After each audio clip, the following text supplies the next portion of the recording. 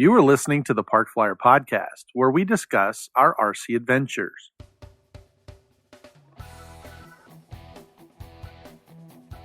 Welcome to the Park Flyer Podcast, where we discuss the ups and downs of the new RC Flyer. Join your hosts, Michael and Jay, as they take flight at the park. Now on with the show. Hey, everybody. Welcome to the Park Flyer Podcast. I'm Michael from Arizona, and with me always are my good friends. Jay from the hills of Texas. And AK Mike in Texas. And we are getting ready for the Arizona Electric Festival. So, first of all, we're sorry this is coming out a little late. We did have some technical server difficulties. So, Mr. Jay there, he was having some internet issues. And now I think we've kind of figured that out. So, but before we get started, they were. I really think they were. Is that it? Yep. So, anyway, before we get started, how about a word from our sponsors?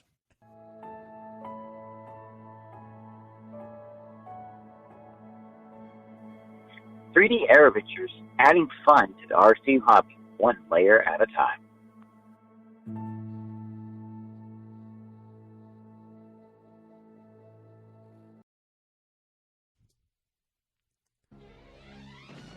Feeling weak and powerless? Sounds to me like you need A-Power batteries. When someone needs the best, they always choose the A-Team. A-Power batteries. Get on the web and get yours today.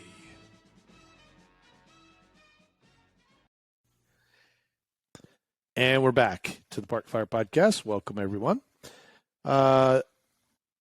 It's been a kind of an up and down week. I've been excited about you guys coming in, and then today we found some pretty devastating news. So we're going to dedicate this podcast to our good friend, RC pilot, Big Mike Calloway. And about 6 days ago, Mike posted that he had a heart attack, and he was going into surgery yesterday. And unfortunately, on the 18th, at around 3:00, he passed. So we got the news and kind of spread around, and it kind of hit us especially because we've spent a lot of time with Mike, Big Mike, there at the Arizona Electric Festival, and we just kind of wanted to take this opportunity to kind of honor him by talking a little bit about some of the experiences we had and the good times that we remember. So, for me especially, I loved all of his stories, where he was, telling us both work related and RC related. And I think it was even better. He always brought the coolest equipment. You could always count on him. It was funny because I would talk to him earlier in the year and he'd say, "Hey, Mike, I'm bringing something special." I'd always try to get it out, of him. He'd be like, "Oh man, you just have to wait and see." But it was always a big production with him, and that was the best part, is that we would show up not knowing what to expect, and then a 14-foot Cessna 172 comes out of the truck, and now we're watching him stick this thing together. And that particular year was hilarious because he came over to ask for some tools. And I was like, "Well, what do you need tools for?" He goes, "Well, I got to modify this, upper wing, and it's not fitting." And we're like, "Okay." So we walked over there. Jay and I walked over there, and we started looking around and realized that there's two sections. There was like a section in there, and the mount that you slide the wing tube through, he had reversed them. So he was about to modify this to fit, and I'm like, this is a pre-made kit. You shouldn't have to modify anything. And so as we started, I'm like, this doesn't seem right. And they were backwards and upside down. And anyway, I think he was just so excited, and people were distracting him. It wasn't he was doing anything wrong, but somebody come up, and he's telling stories about this thing, and he drops these little mounts in there, and they just did not fit. And he had a great idea. I have to give it to him. He was going to modify this thing, and he was telling me all about how this engineering mind was working. I'm going to do this and do this. I was like, that's not. Just turn this section around. Here you go. Wouldn't that work much better? I'm just going to put the trailing edge at the. You and your simple answers, I just hate it. I know. Anyway, it took about 30 seconds for me to go, this should fit like this. And we rotated him around, and then the wing slid right on. The little latches fell into place, and he went, wow, that worked. You just stole hours from him for tinkering. Hours. Hours of enjoyment. Did. Yeah. Probably did. So anyway, I believe it or not, got to maiden the 14-foot Cessna, which was incredible. Matter of fact, I got to maiden a lot of his airplanes. Yeah, you did. Think the Tucano 1, 2, and 3. Yeah. I think it was only 2 of those, but yes, I did get to fly all 3 of those. That's the one he called Big Blue or something like Big that. Blue. Big Blue. Yeah. Called Big Blue. And it was actually, believe it or not, that version of the Tucano was either a turbine or a gas airplane, and he had converted it to electric. So it had all of the components of a gas or a turboprop, and it had this massive motor, and it was really impressive. And I remember standing out with him, and he would fly it around and just be nervous. And I was standing there one time, and he says, I don't got it. And I turned to look at him like, what? And he's literally handing me the radio as the airplane's tumbling out of the sky. And I'm like, And so I snatched the radio, and I'm trying to figure out what it's doing. And I recover in about a 90-degree nose down, full throttle, jerk the throttle to idle, and I pull up on this thing, and it disappears below the tree line. And I thought for sure it was going to come up, and I was going to be the hero. As it turned out, there was a cactus that was just below the tree line. And, that was Big Blue, too, I think. So that's the my. Green killer cactus. Yeah, that killer cactus got him. So, and I felt so bad. And then I was lucky. I got to go out for about 2.5 hours and walk the desert with him.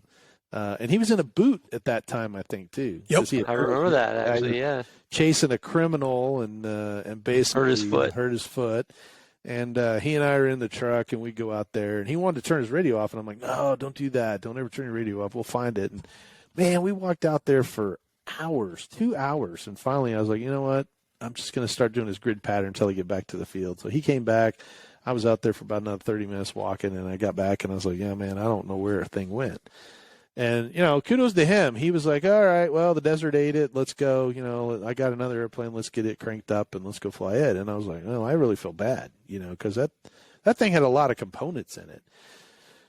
So the next day, we went out there, and I got this. Actually, Jay, I think, suggested it. And he's like, hey, you should fly the big Cessna and then, see where it went down and then kind of head out that direction, So because they had flown a drone, that one of those DJI Mavics. Right. Went out there and searched for it. Nobody could find it. And so these guys that were with us, or, that was at the Electric Festival, they're like, hey, man, if you fly that Cessna, we'll drive out there. So I got their cell phone, and then I got into the Cessna, and I flew this Cessna in this big, wide pattern. And then I handed it to Mike, and I said, okay, I want you to fly exactly how you normally fly. Well, he flies this big pattern that's way out there, and I'm on the radio, and I'm like, hey, you guys see this airplane coming? And he's like, yeah. And I said, okay, well, Mike's going to tell me, when he turns base to final, look straight down. It's right below that. So sure enough, he did. And they're like, oh, we can see it. Do another lap. And so, they're running through the desert trying to find it, and we're watching the battery voltage, get lower as we're doing these laps, because they're huge. I mean, it's not a small airplane, so it does take up a lot of room. And anyway, sure enough, we flew over that, and I hear this, got it, and they hung up. And about 20 minutes later, they show up with Big Blue, and that's when I found out that parts.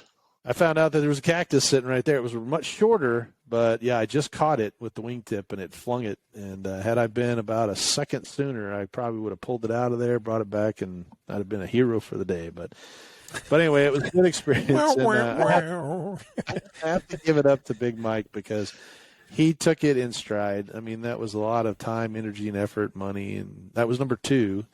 And he took it like, a champ. He was like, yep, it happens. And I think what he said was, I'm not going to call it that anymore. Yes, that's And exactly. he said he was going to change the name. Change the name Like, from Big. maybe it's the name. Maybe the name jinxed it. I think it's what. Well, That's what I I will remember. tell you that he won an award that year for that Cessna because he obviously is in law enforcement or was, and so he made it a drug kind of cartel or a drug runner airplane. And, we had a lot of fun with that. He brought it 3 years, 4 years, 3 years, yeah. And he kept adding things to it every year. Yeah, and he would add like fish or game. And so last year when we went out.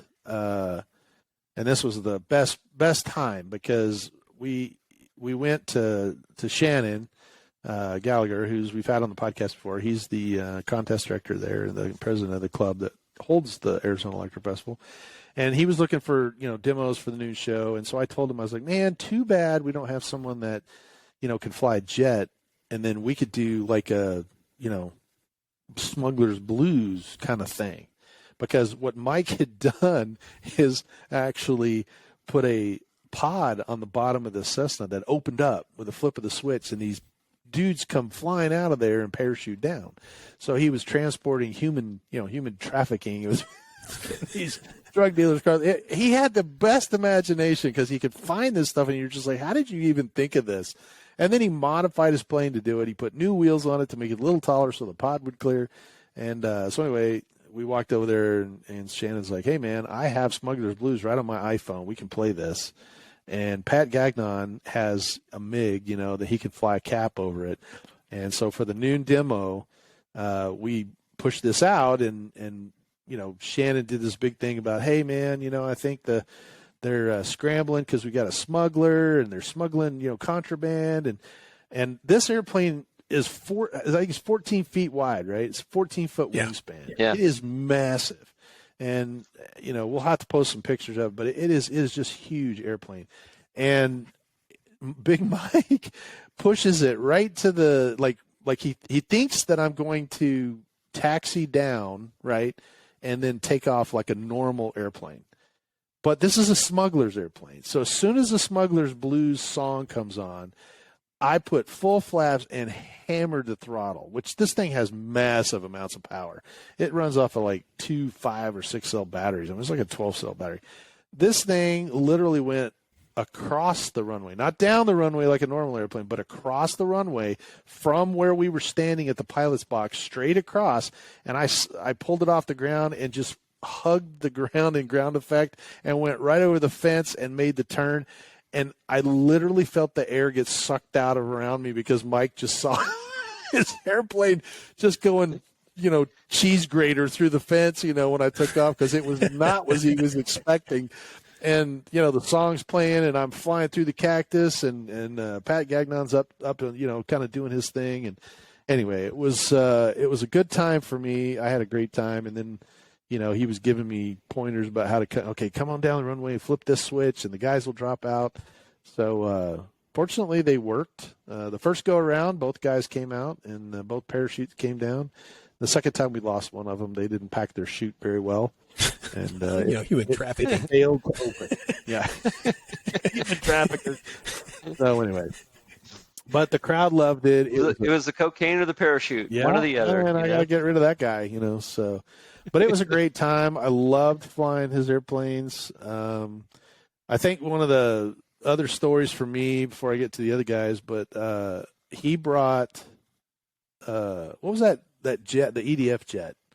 Was a Scorpion? I think he had I think so. Yeah, that was a few years ago for the Scorpion. Yeah, it was a couple of years ago. Anyway, he brought it, and they got there at night, and he was putting it all together. And anyway, it's a Motion RC airplane. It's red and white, and I think it may have been called a Scorpion or something like that. And anyway, he's like, "Hey, Mike, why don't you fly this thing and trim it all out for me?" Because he always wanted me to trim things for him. And so I said, "Yeah, sure." So I took off and I flew around, and I lowered the landing gear, and unfortunately, we're looking, into the sun, and Mike says, Jay couldn't stop. He choked laughing so hard. I can't remember exactly what the words were, but he said something like, "Oh my gosh, where did it go?" And just out of one of those, smart aleck remarks, I was like, "Yeah, I don't know."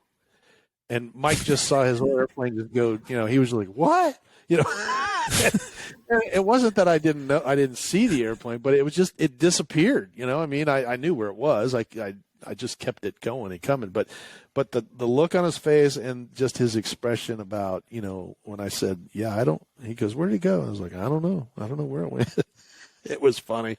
Jay was over there choking, laughing so hard, but yeah, it's going to be. I hate the fact that he passed away just weeks before the AZ possible. But yeah, it would have been good to see him. Yeah, it would have been good to see him. But anyway, that's off the top of my head. Those are some pretty cool stories for me. I don't know what you guys remember from flying with him, but I think Mike. Well, I don't remember any details, but I do remember him telling quite a few stories about work-related things that he got involved in, and always thinking to myself, this guy lives a charmed life. Just exactly. Just the kind of things that he did, and stuff that was going on. It's like, and he just was like, "Yep," and that's the way it is, and it was amazing to listen to him tell the stories, as you say. Yeah. And you know what? He could have been telling me fibs. I have no way of knowing, but he did a great job of telling the stories. He was a good storyteller. I don't think he was telling fibs, but you are correct. There were a lot of things that they were good. They were good stories at the end of the night when he would talk about work-related issues. You helped him fly the big 737 looking airplane, though. I thought that was you. Yeah, I can't remember. He gave it some kind of funny name too, because it had that funny coloring he put on it. Yeah, it was like every color. Like job. I don't know, yeah, but it looked like the Jamaican or Ethiopian ganja or not ganja, but no, it was the Ethiopian. Ghana, it looked like Ghana. Ethiopian Or Ethiopian. That was it. Yeah, Ethiopian Airways. One of those. Mm-hmm. But I do remember flying that with him, and we were. I think he was flying it. I didn't fly it. I was just talking to him, and he was flying. All of a sudden, I think it got behind him. It did. And over the parking lot, I think, right? And it can be scary to have something like that happen if you're not used to it. And he had a little bit of a panic, and I said, "It'll be fine, Mike. Just let it fly. You don't need to make any changes. Turn a little bit right." We just kept making him move it away from the behind us, right, as best we could. And once it was fully behind us, like, all right, just leave it behind us, but fly at level.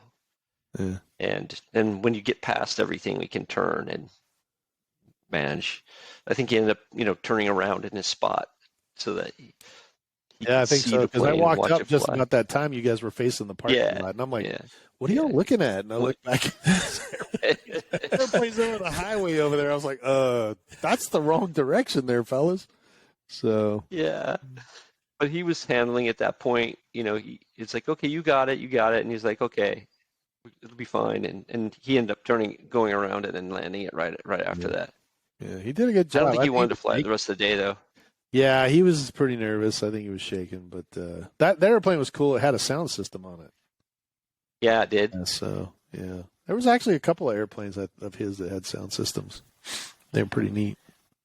Well, didn't one of them play through Bluetooth or something? Like it had Bluetooth transmit or something? It may have. Is that right? I don't know. Or was that maybe just his radio that he had it on or something? I just don't remember. Yeah, he had a couple things that were pretty cool. I mean, he was really kind of a genius when it come to putting that kind of stuff together. He really loved building. I think he loved building better than he loved flying. And it's amazing. He often said that. Yeah, I don't really want to fly it. I just want to build it. Right. And he would always tell us, he's, I like watching you fly. Hey, come on over and fly this. And I think I honestly flew every airplane in his inventory, at least once, sometimes twice. But he did a fabulous job. I always liked flying his airplanes. They were always so stable. They're big. He did such a good job with them. And the crazy part is that we only know the airplane side, but he was a helicopter pilot too. And that was his main thing, was helicopters. Yeah, he had all kinds of helicopter stuff. And he would tell us helicopter stories too, which were amazing. He'd go out there and crash that thing, rebuild it, crash it, rebuild it. And I'm like, dang, man, that's some dedication, because about third crash, I'd be like, all right, trash, going back to airplanes. So, Well, like you said, big guy, big planes. Yeah. Well, like I said, this guy, for Big Mike, I don't think he owned a park flyer.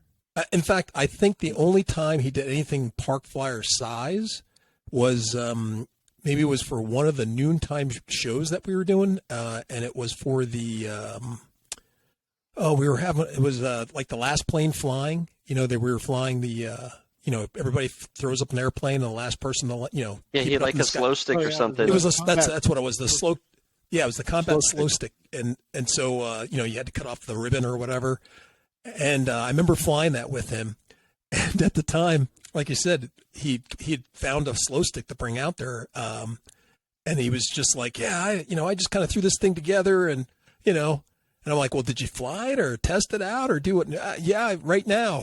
I'm just like, well, nothing better than trying to go into a contest and first time you put the plane together and figured out the weight and balance when you're out there flying. And the funny part was, if I remember correctly, he was in the top 3 by the time we came, got done with the contest. So, and it was, maybe not so much for skill as it was, trying to keep the plane I think he was just alive. trying to keep the plane in the air. Yeah. Yep. And he was able to avoid everybody because of it. Right. Yep. Because nobody could see that he was flying any kind of regular pattern. He was so erratic, and it wasn't because of his flying ability. It was just because he couldn't keep the damn thing in the air. Yep.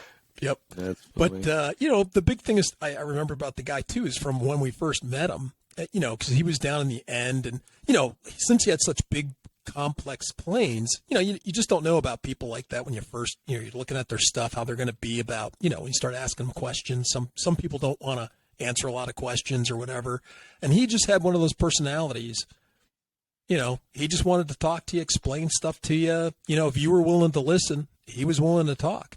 And luckily, everything that he said was it was funny, and he was a jovial guy. He was in a great mood, like you said. Even after he had disasters, he still was in a good mood. And most people tend to be super pissed off, don't want to talk, that type of thing. And he would just kind of laugh it off and be like, "Yeah, well, I got another one at the house." So I'll put it together. Yeah, you shouldn't really talk about me on air, Jay, like that.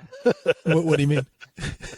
Well, being pissed off and stuff, you shouldn't be talking about me. Like I thought that was something we were going to keep between us. Why do you have to say that?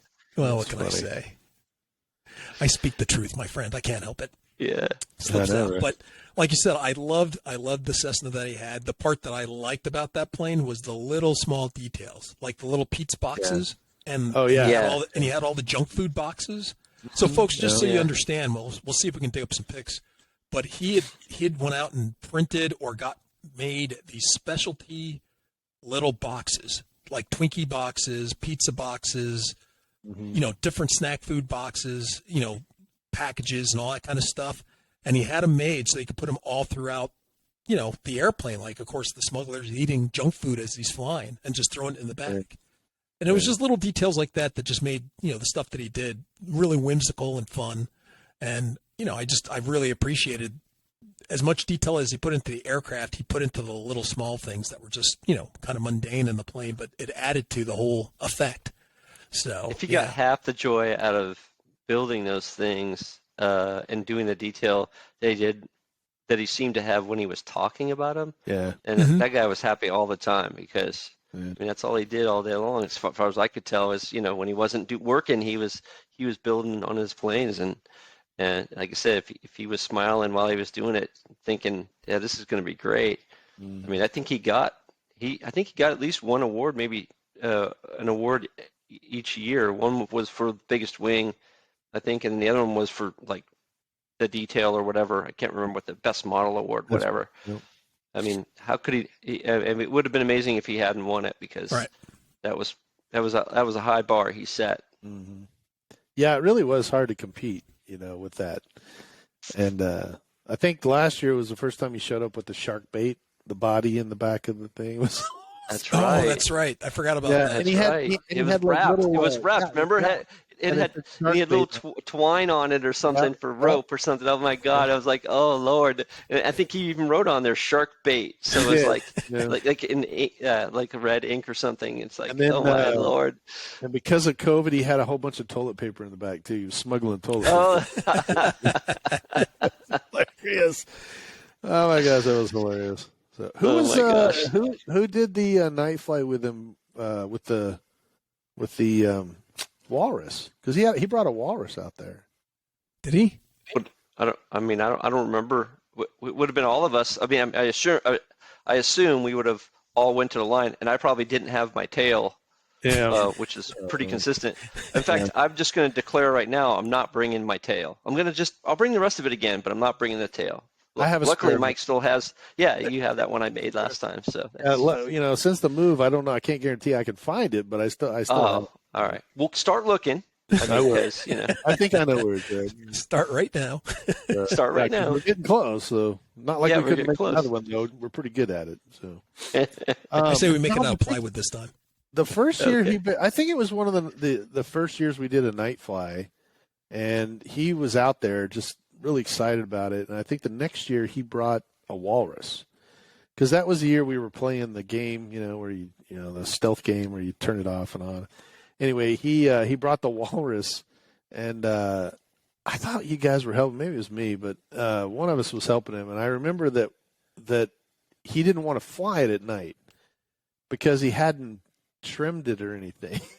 And it's one of those that I remember walking up there and you guys were talking to him, but I was like, hey, wait a second. You're supposed to do all the test flying in the daytime. You don't wait till nighttime to try and Yeah. test fly. But I think you flew it anyway. Weren't we at like dusk? I think I did. I think I'm not remembering. It's like the sun was just about to drop, and you're like, I got enough time. Yeah. Ding, and you toss it up in the air, and you're like Probably. flying it.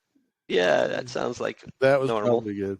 Well, the best part about the story is that we got it flying and we let him fly it. And of course he was like, yeah, this sucks. I can't see it. It just, he didn't know where it was going. And so we were, kind of laughing about that. So the very next year, I know what it was. He couldn't find the runway. He was like, how do you see the runway? And I go, well, it's right here in front of you. Just land somewhere in the vicinity, And he's like, no, that can't be. And so the very next year, and I remember this because my wife came out during the night flight. Oh, with the lights. Yeah. He brought out like little runway lights and put the he's got these LED runway lights, and he's walking around the runway while all these guys are flying. Now it's pitch black. So these guys are walking, you can't see anything. They're all lit up, and he's walking around in the dark setting these lights out, and you could see him because he has all the lights on him, so everybody could avoid him. But once he set the last light down, you have no idea. You can't see each other. More or less somebody is standing on the runway. So there was a little bit of a Frogger game going on where he was kind of trying to get across the runway while people were flying down the runway, because now they have runway lights, right? They're edge identifying lights. And anyway, my wife was really devastated when she heard the news as well, because she spent a lot of time that year, hanging out with him at the night flight, because he was all excited about these lights that he had found. And I don't even know where he got them, but they were little, like cone-looking things that, flashed. And they looked just like a runway. And everybody loved it. It was pretty cool. Yeah, it was pretty cool. And so I think he flew that year. He flew the airplane once or twice. But I don't think he was as comfortable at night, flying it. So, but I think didn't he have night vision issues? Like didn't he say that he was like challenged by the lack of the light, which is why he wanted the runway lights, just because he was struggling enough to see his feet, let alone. I mean, he was a tall guy, so I guess I understand that. But at the same time, yeah. I mean, I could be wrong about that. I have to say to you that out of all the guys, he was always thinking about you, not himself.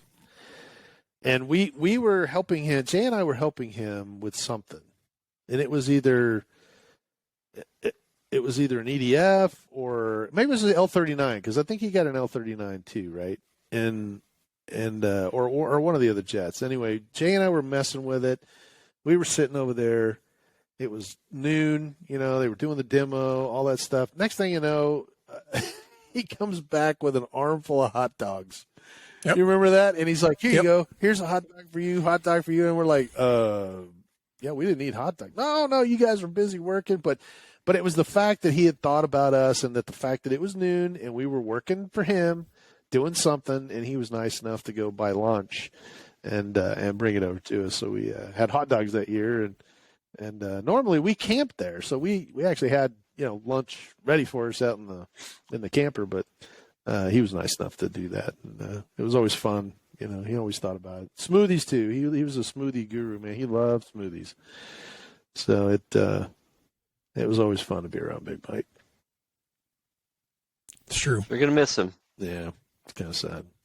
Well, the Arizona Electric Festival is right around the corner, and I think I just kind of chatted with Shannon, and I exchanged some messaging, and I do think that they are going to reach out and do a special event. I don't know if it's a flyby or an award or whatever it is, but he said they will do a tribute to Big Mike Calloway at the Arizona Electric Festival. So, Big Mike, we're going to miss you. It's I know you're probably flying RCs wherever you are, and I have to admit he had a great life, great stories, and he was just overall fun to be around. So we're going to miss him. So. But with that said, you guys are coming out a couple of days. Yeah. So getting excited. Yeah, it is going to be exciting. I'm getting all prepared. I actually got trying to get my shop organized and get all that stuff. Had my dad helping me. My dad's in town, and he was helping. Oh, really? Some stuff together. Yeah, my parents came in and got to help us out. We got the motorhome garage sale, kind of put together, at least where we could get the motorhome in and clean it and get it packed up, and emptied my trailer. So we got you made him stay in the motorhome, right? No, they have their own. That's what I was thinking too. Just built this big old house, but hey, folks, you can stay right on out there in the garage. You stay in the motorhome, yeah. You can call us. It'll be in the garage, something. so it'll be fine. Yeah. Yeah, just remember, if you start it up when you get cold, open up the doors. That's open the garage door. You don't want to suffocate yourself. Funny. No, actually, it was funny you say that, because I told my in-laws, right, my wife's parents, I told them, they came out and they said, hey, we're going to come down and see you in the new house. And I said, perfect. I got a 2-man tent that I got out in the back of the fifth acre sitting way out there that you guys are ready to come out and see. My wife wasn't happy. So. No? She was like, oh, so your parents get to stay in the house, my parents have to stay in a pup tent? And I was like, hey, man, I'm just telling you. It's a large pup tent. What are you talking about? King size. It's got you could just tell her Mike Barcelo's going to stay out there. If it's good enough for Mike, it's got to be good enough for everybody else, right? So, anyway, it's pretty funny. And Mike would be happy to have it. That's right. Yeah. You got a pup tent? Dang. Well, I know it's kind Just of a gave me side this note. tarp. Yeah, it's kind of a side note, but my mom is, you guys, I don't know if Mike's met my mom, but No, I don't think he has. knows my mom, I have. right? Yeah. And so my mom can't stand still for 2 seconds. She's got to have something. She's got to be doing something, right? And so, I live on 5 acres, so I look out this morning, and she's out there with a rake filling holes in the dirt. Let her. She'd be content all day long. No, she would. But she's doing it standing within arm's reach of my tractor. I opened the door and I said, hey, get out. I don't care how many holes you think you're going to be able to fill. That tractor can make short work of those holes. So we wound up actually putting her on the tractor and letting her drive the tractor around and fill some holes. Yay. Oh, there you go. Cool. All right. So she must have been happy. She was incredibly happy, a little nervous. But I showed her how to use the Gannon, and I put the rippers on it. And I said, look, if you can drive this tractor all over these 5 acres, just drop this thing and, drag these ripping teeth through the soil. And then whatever you tear up out there will all come and clean up later. So it's just kind of fun. So my dad and I were sitting on the back porch watching my mother, 78 years old. She's driving this tractor around, just having a blast. So I told her, I was like, yeah, it's better than a rake, because she doesn't keep busy. But my dad's like, how long are you going to let her sit out there on that tractor? I was like, man, until it runs out of gas, I don't care. Yeah, I was just going to say. if it makes her happy, I'm happy. She's doing me a favor. I don't have to sit on it for 25 hours, ripping up the acreage. So it was pretty fun. But so anyway, they're here this week, and they're spending a little time with us to see the grandkids. That's cool. Stuff. So yeah, we're excited. And my dad was really impressed with the shop, and I don't know if you guys, I don't know if Mike saw it. I'm going to reach back here. I already showed it to Jay, but I had my garage. I'm kind of tangled up here. I had my garage floor done, and so I had the guys were out. Oh, now I'm really tangled. They were here, and and in the heck. Okay, there we go.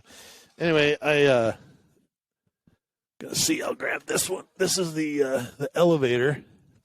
So if you're listening to us on the podcast, you're not gonna be able to see this, but this is a new L39, and I don't know if you can see, Mike. You can kind of see the weathering on it. I can, yeah. And then I did the underside to look a little bit, And I didn't go crazy on this one like I did on the A10. The A10, I really, aggressively went to that because the A10's a messy airplane and it looks dirty all the time. But the L39, this is a Russian scheme. Here's the wing. I went ahead and did the wing. You can kind of see it, the star. It's got some of those streaks on it. Looks, and there's the underside of it. So I thought maybe one of the podcasts this year in our season after the Electric Festival's over, it would be kind of cool to maybe talk a little bit about weathering techniques, because there are several YouTube channels and a couple of guys that are out there that actually teach, how to weather. And oh, that's cool. Yeah, and it's it's not as difficult as as people make it out to be, and it makes a huge difference in what the airplane looks like. As far as it flies a lot faster. No, it doesn't fly fast. Oh. Gotta paint the right colors. When I got new sneakers, when I got new sneakers or a haircut, I definitely ran faster. No question. Well, the haircut maybe. Swam faster anyway. Let's see. When was the last time you got a haircut? Really? I mean, come on now. All of us are having this issue here, but this one just yesterday. Just one. This one. Tink. Yeah. The barber charged me $50. That's right. For what? Mm-hmm. But there are several. There's several weathering techniques, and this one that I'm using is a graphite based, and you can just. What I do is I do the panel lines, and then use a little. I use some lighter fluid, and I just. Well, that sounds safe. Well, I'm not smoking while I'm doing it, so. It's what is it called? How do you hold it without burning yourself? Yeah, the lighter. It's not. It's just the fluid. Anyway, you just kind of streak it, and it puts little streaks from the pencil. But it's kind of funny. I went through literally almost a box of pencils, just kind of because I didn't have a sharpener here, and I didn't want to go run in the other room try to find it. It's probably in my wife's office, but. So I was being lazy, and I couldn't trip through the garage because they were putting the epoxy floor on it. So I just grabbed the whole handful of pencils, and I wore the pencil, down till it was a nub, and then I threw it, in the pile and got the next one. So this next go around, I have to go back and sharpen all my pencils. I didn't use the whole pencil; I just used all the lead on it, so there's no more lead because it, you're drawing in there and causing little scrapes. But you just put lead, and then go to the doctor afterwards for lead poisoning. So I was going to say you're going to have graphite poisoning here, bud. Yeah, I know, but I was thinking about those. You'll guys. do everything smoothly. I will. So I don't know. I don't exhibit any signs of graphite poisoning yet, so that's good news. What is the sign of graphite poisoning, Mike? I don't know. Joe. What? Exactly. I don't know. My teeth fall out. I don't know. Yeah, exactly. Who knows? So, but anyway, what do you guys? Let's see, Mike. You're actually flying in, so you're probably going to bring kind of the standard stuff in your secret golf bag. Yeah, I'm going to bring a night owl. I guess is that what it's called? Night owl, without the tail, of course. Oh, and then I don't have a fun jet anymore because I lost that. Yeah, that's true. You lost that in North Carolina, didn't you? Yeah, yep. You talking about the night walrus? And night walrus. Sorry, yeah, I said owl, but walrus. Yeah. Walrus. And I have a multiplex shark. I don't know if I'll bring it, but I might bring that. It's just sort of a little kind of a glider. Yeah. thing. So, Well, that's kind of cool. yeah. And then you have some airplanes, but not much else from there. You do have Yeah. kits here. I mean, I don't know if we have time to build them when you get here, but I don't know. Maybe we can see what we can do. Well, I mean, let me know what we need for the hacker one, so I can bring parts or whatever. Okay. Well, I'll look. So that we Yeah, have exactly and where this it's year, at. Mike, if you want this year, since I'm driving my trailer out, I can bring it back with me, and then the next time you come down, you can pick it up. That's Sounds exactly good. what I told him. I said, I can store them that's a for a great year. idea. Now you can store them for a year. That's what I had them sit in my storage unit for almost a year.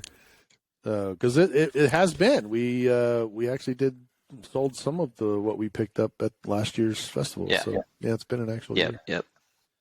But that's okay. I mean, we've flown other things, and I've got all my airplanes out. I realize some of them are in need of repair, and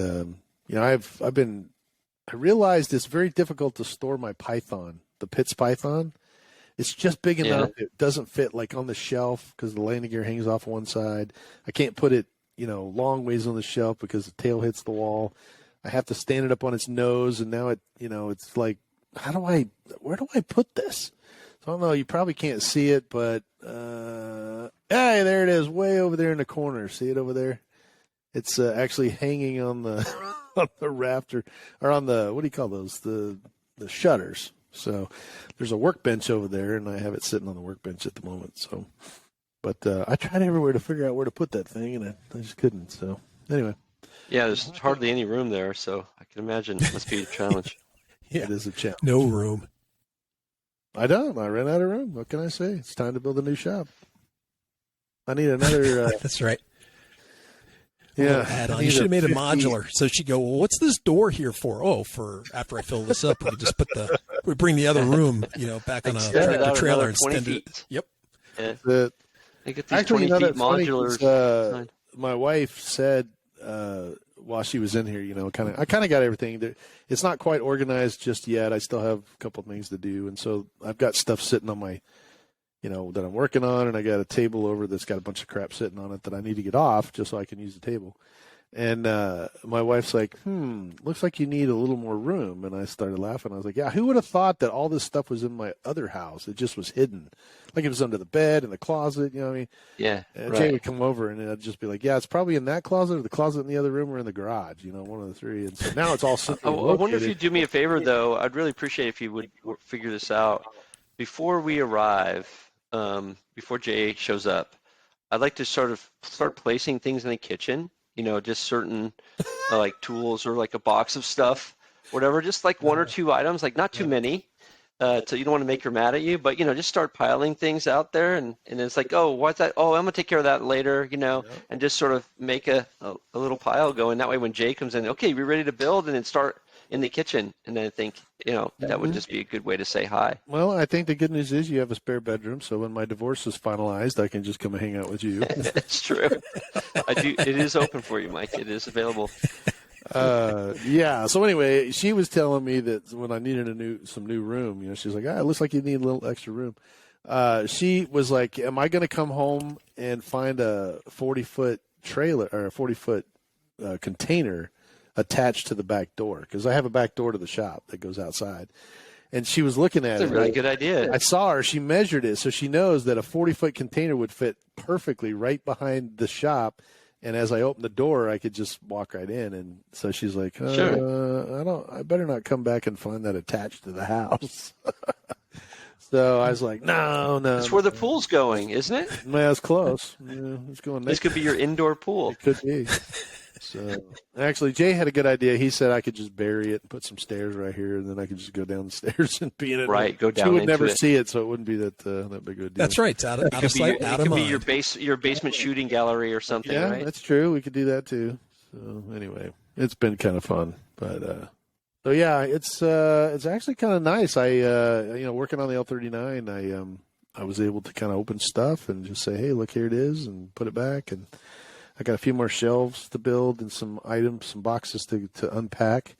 But I think once I get most of that undone, my dad's here. He's going to help me build a shelf. But I think by the time you guys get here, it'll be good. We can all three work in the shop, and not run into each other and don't have to step on each other. So we can. So seeing the size of that place, we got a chance to walk through the house before it was built. Walking on the platform, the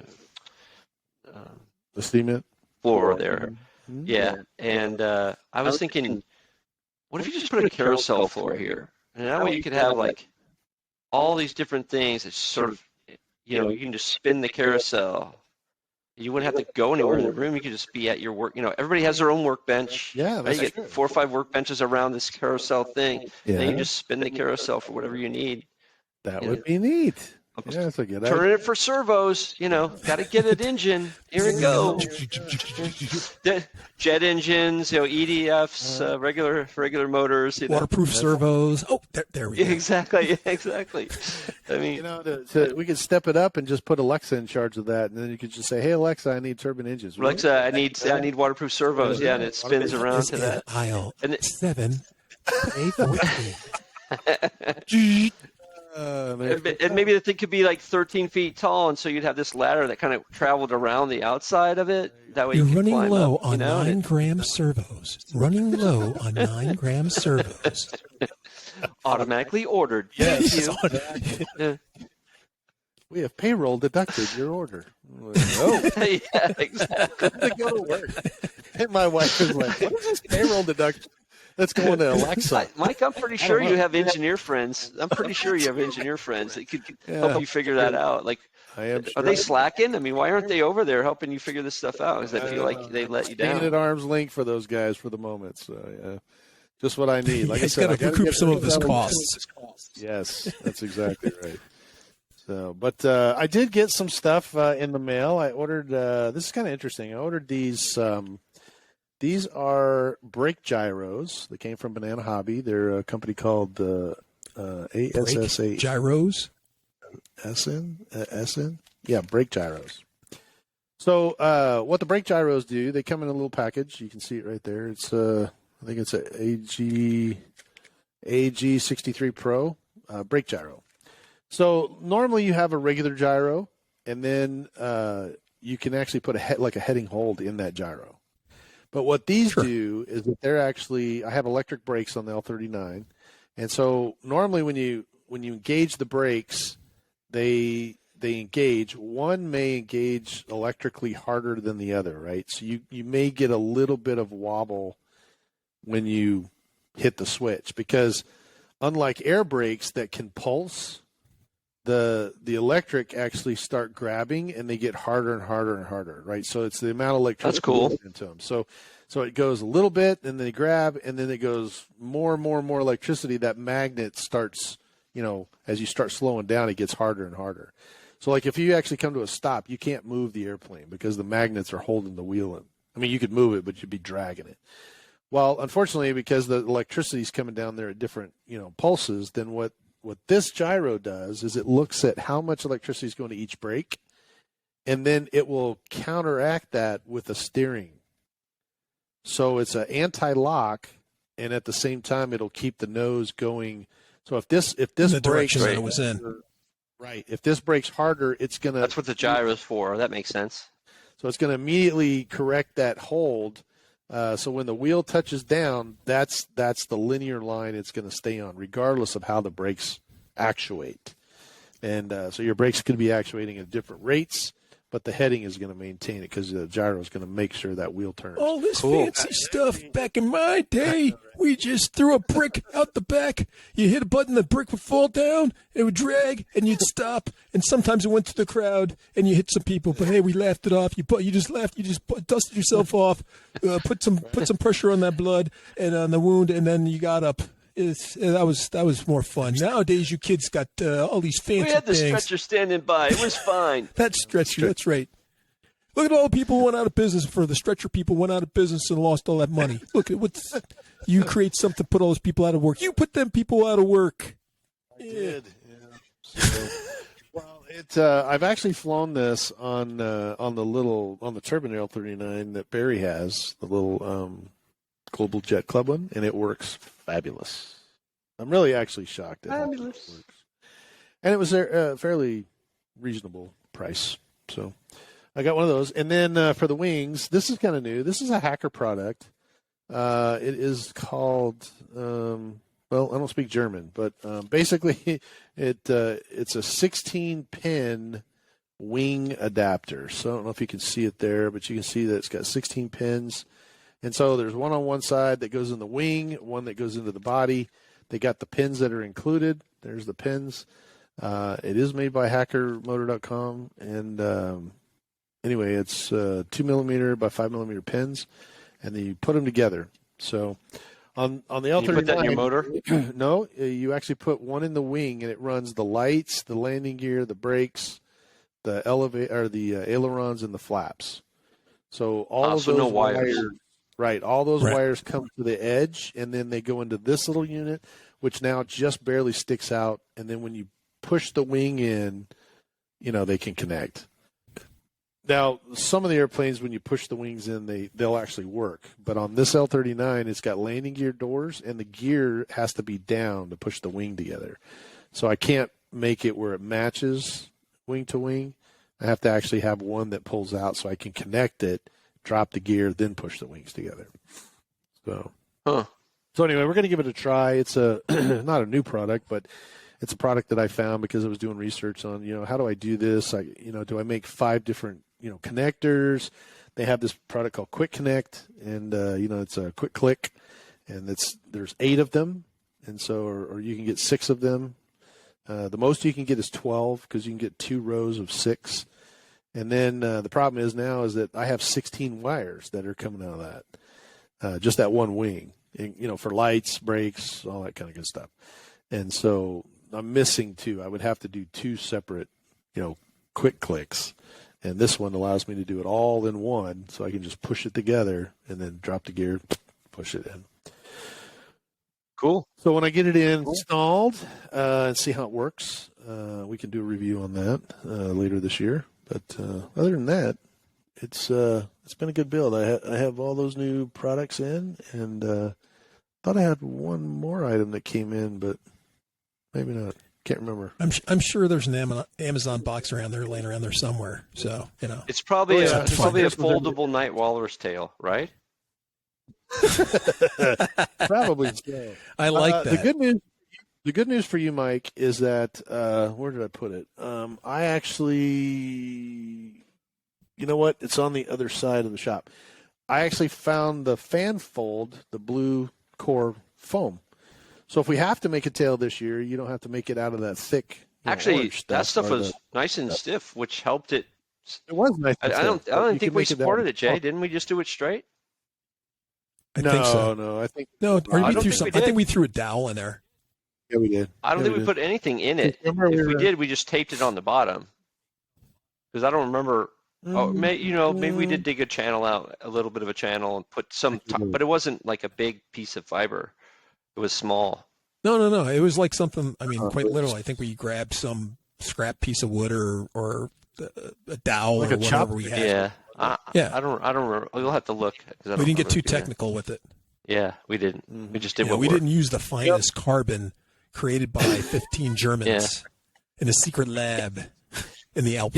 I just thought about that, though. That's a good idea. Next time, last time we went to Home Depot and tried to figure it out. This time we're going to the Chinese food and trying to figure out how to do one of the Chinese. Because, we got chopsticks, we got soy sauce, we got, wasabi. You got to be able to do something with soy sauce, don't you think? Got it. You got to be able to do a couple of noodles. And we get a meal. Yeah, a cup of noodles. So you got some foam there, right? And they give you those little foam takeout things. So I'm pretty sure if we went to just go to dinner, we'll have a plane. I like it. That's it. We could come up. It's kind of like a Happy Meal, only for the Chinese food restaurant. Dude, that would be an awesome challenge to go out to a restaurant, some restaurant, like a Chinese restaurant, and come back with enough parts to make a plane. Come back with enough parts to build an airplane. We're gonna have to do that. We're gonna have to make that a the challenge. flying egg carton. Yeah. All I'm going to get is high blood pressure. Thanks. Actually, you know what we should do, and our listeners can comment, but maybe we should do something like that and then challenge the flight, or not E-flight, but the test flight guys.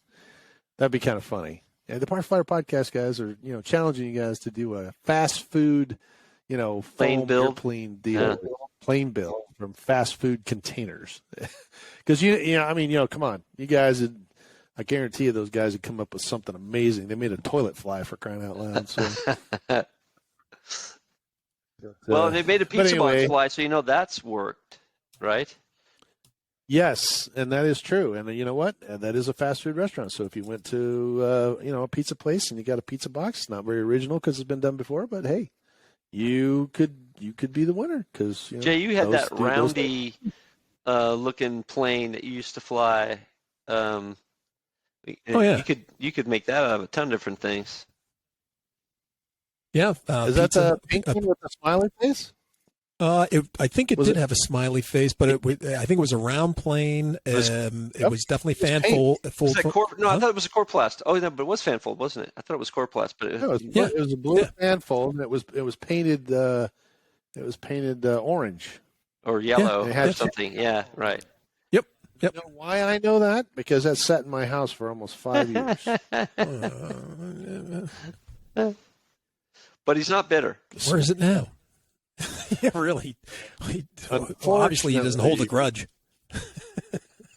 No. I think you brought it down and said, "Here you go," or you gave it to me to bring it down, or you something like that. But I've flown that airplane. Now it's been years because I was when I was down at Gilbert, I flew it at the Gilbert Quiet Flyers.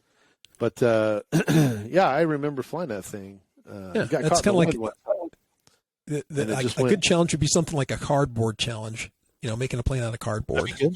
Yeah, I've done that too. By the way, yeah, I did that too. I made a cardboard airplane, and I could not figure out why it wasn't flying. What was it? We got it to fly. What did you have to finally do? Heavy.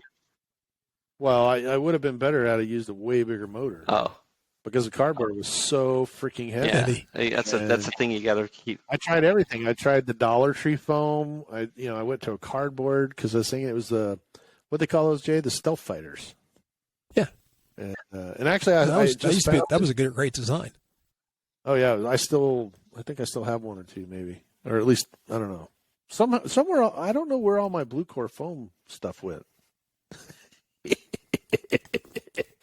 Look at Jay's face. Because I found out, what? I'm like unpacking all my stuff. I'm like, man, I had a whole bunch of Blue Core stuff in here, and I have nowhere. But my wife hands me this bag, and it's a 1-gallon bag full of like 55 servos, rods, all that stuff. She goes, but now I remember. Okay. So what? I knew they wouldn't. I knew they wouldn't. Like, so I don't get it. What happened? Yeah. So when I went, Mike had COVID, right? And I had to go down to his house to help him move, right? So when I got there and all those planes and all that stuff was there, I knew that it would not those planes would not survive sitting in the storage. True. So I stripped everything. I stripped all those planes of everything they had, put them in bags, put them in store. So I had to put everything in it and said, here's all the gear, but the planes got to go because they wouldn't last. Oh, so you just threw them out? Yeah, I just trashed it all for the most part. Sans gear. Okay, so yeah, and I was unpacking everything, so I get in my shop and I'm like, man, I thought I had a bunch of Blue Core foam airplanes. And my wife goes, yeah, I think you did. Here you go. Here they are, every one of them. Look at all the motors, servos. I mean, there are literally like 100, 9-gram servos in there, landing gear. Anyway, she's like, and I'm looking at this bag, and I'm like, I don't remember having this bag full of parts. Where did I get all these parts? I mean, I got like, controllers and just the whole thing. And I'm just like, some of this stuff is really tiny too. Motor mounts, hacker motor. Anyway, then I started like putting 2 and 2 together and realized that, Jay came down here and packed all those things and probably stripped all that Blue Core, and now it's in the garbage. Especially since he saw and I had the the fan fold stuff is sitting. Oh, there it is over there. It's sitting over here against the. I can't turn my. I can see the box. There it is. Yep, I see it. Yeah, right next to the box. There it is. Anyway, so I had all that, and I'm sure Jay was like, "Oh, he could build all these things in a matter of minutes, so I'll just give him all the parts." So, but it was kind of funny because unpacking all my stuff, I was kind of like, I could have sworn I had more in place than this. And I'm sure you're going to find some other things, Mike, as you keep unpacking. Yes, we have. Why did he do this? Why is this in the So the best funny island? part, and I know, right? And we're getting close. We got to go. But the funny thing is, my father and I were unpacking a box today in the garage, and so it says right on it, motorcycle helmets, shoes. It has this big list of stuff, and it's definitely in Jay's handwriting. So I was like, this must go with some motorcycle stuff. I don't know what's in here. So I pick it up, and when I do, I hear this chinky, chinky, chinky. I'm like, wait, that does not sound like motorcycle shoes and helmets. That has like a metallic ring to it. I cut the box, open it up, because I was just going to set it by the motorcycle stuff and get to it later. I open it up.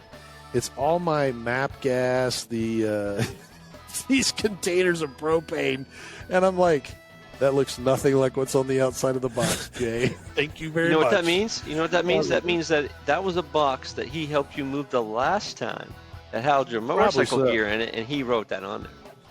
So, yeah, a box that's been sitting around my house for Yeah, exactly. Anyway, it was funny. Or It is like motorcycle stuff because you can't put map gas and store it in storage. So that is true. might be something like that. I don't know. It could have been, and actually, that was probably smart on you. So I didn't I'm get going thrown with out my in first storage. thing. I don't know what you guys are talking about. But I'm going to go with my Gotcha. first thing. Like to go with my Yeah, gut. because what Jay said is something illegal. So anyway. Yeah, exactly. Well, we've kind of come to the end of our hour. I appreciate you guys spending this time.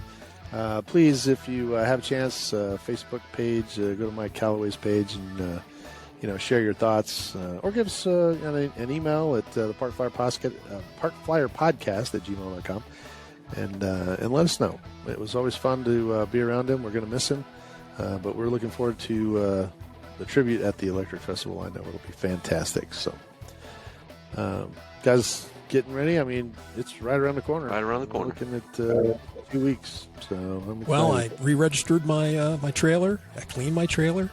Good. So I'm ready to come. Good. All right. Well, I'm Michael from Arizona. Jay from the hills of Texas. And I'm AK Mike in Texas. All right. We'll see you in 2 weeks. Let's fly. You have been listening to the Park Flyer Podcast. Thank you for joining us, and we look forward to your next visit. Please give our show a star rating and review, and feel free to email us your questions, topics, or suggestions to parkflyerpodcast@gmail.com.